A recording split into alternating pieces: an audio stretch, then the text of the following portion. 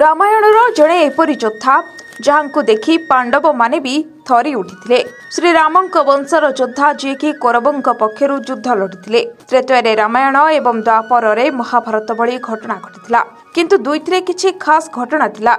दुईथिरे धर्मर स्थापना पई लड़ाई होइथिला। त्रेतया भगवान राम एवं द्वापर रे भगवान श्रीकृष्ण।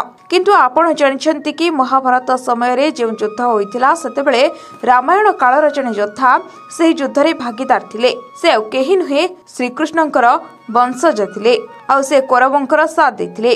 से आउ केही नुहंती बरम पृथ्वीबल्लभ जे कि श्रीकृष्णंकर ज्येष्ठ पुत्र कुशंकर वंशज। कुशंकर वंशजर 32 पीढ़ी से जन्म होइथिले। महाभारत एवं रामायण रे एहार वर्णना आपनकु मिलजिबो। से कौशल समाजर सबुठु प्रतापी सम्राट थिले।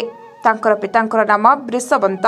श्रीरामंकर ही वंशज पांडव नुहे कौरवंकर वंशज थिले। पृथ्वीबल्लभ बहुत शक्तिशाली थिले, किंतु अर्जुनंकर पुत्र महाधनुर्धर अभिमन्युंक आगरे से केबे भी टिकी पाले नाही। आउ 13 दिन से अभिमन्यु अस्त्र रे ही आघात पाइले। अभिमन्यु जेतेबेले चक्रव्यूह रे प्रवेश कले पृथ्वीबल्लभ ही तांकु दायित्व दिया जायतिला कि चक्रव्यूह बाहर से सबु पांडवंकु सामना करिवे, किंतु सेही समय रे अभिमन्यु बहुत तीव्र गति रे जायतिले एवं पृथ्वीबल्लभंकु परास्त करथिले। एकथा मध्य कहा जाय कि महाभारत समय चाहे कौशल राज्य एते शक्तिशाली नथिला एवं 5 भाग रे विभाजित होइतिला एवं दक्षिण कौशल राज्यर राजा पृथ्वीबल्लभ थिले।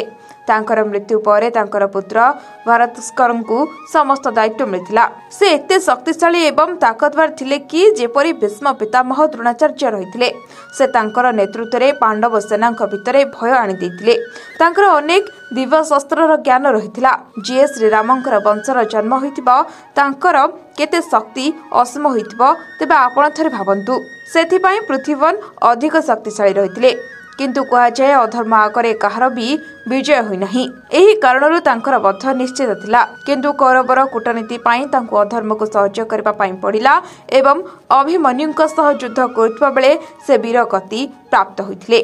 वर्तमान आपण महाभारत एवं रामायणर कहानी सुनुथबा बेले एबे चलंतु जानिबा भगवान श्री राम एवं श्रीकृष्णक भितरे केते अंतर रहिछि। महाभारत समय जन्म होइथिबा भगवान श्रीकृष्ण एवं रामायण समय जन्म होइथिबा श्रीरामंक मध्यरे किए सबुठु शक्तिशाली थिले।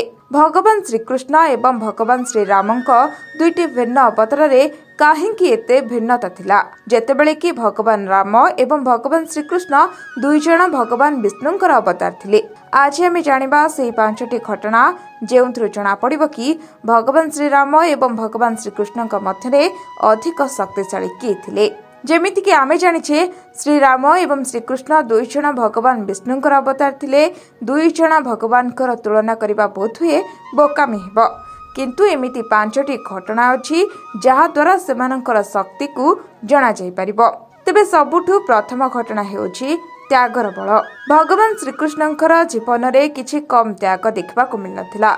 से कंस परी पापी ठारू निज प्रजा मनंकु मुक्त करबाकू निजर गोकुल धाम निज सखा मनंकु एवं सबुठु निज बापा मां को त्याग करथिले। भगवान श्री रामंकर त्याग तो याठारू भी अधिक।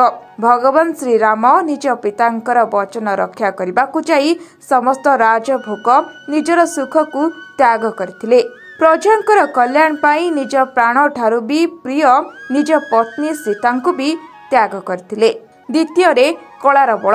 हिंदू धर्मर ग्रंथ अनुसार भगवान श्री राम को 14 कलार अधिकारी बोली कहा जाए, किंतु भगवान श्रीकृष्ण को 16 कलार अधिकारी बोली कहा जाए।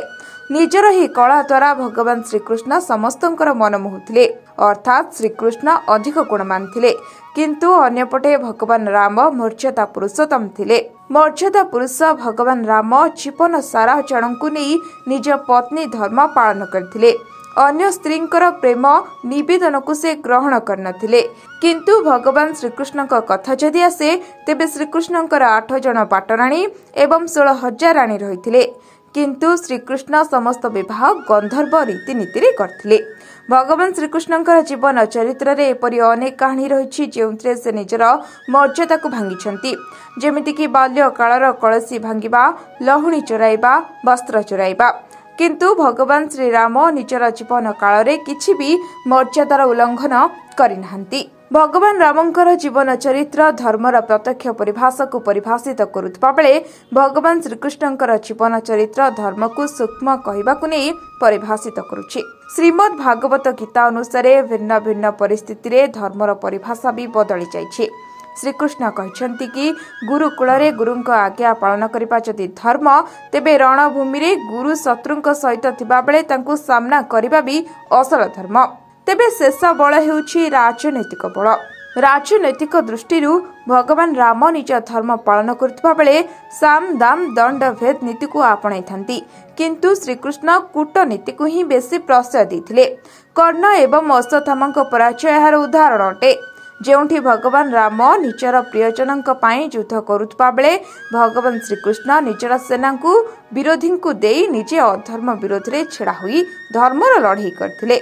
तेबे दुई जण बलशाली एवं बुद्धिदाता रहिथिले, तेणु यह कहवा कष्ट जे दुहींक भितरे सबुठु बलशाली किए। जदि त्याग एवं मर्यादार दृष्टि देखिबा तेबे भगवान राम बलशाली थिले एवं कला बल एवं राजनीति दृष्टि भगवान श्रीकृष्ण अधिक बलशाली बोली जना पड़ुछि।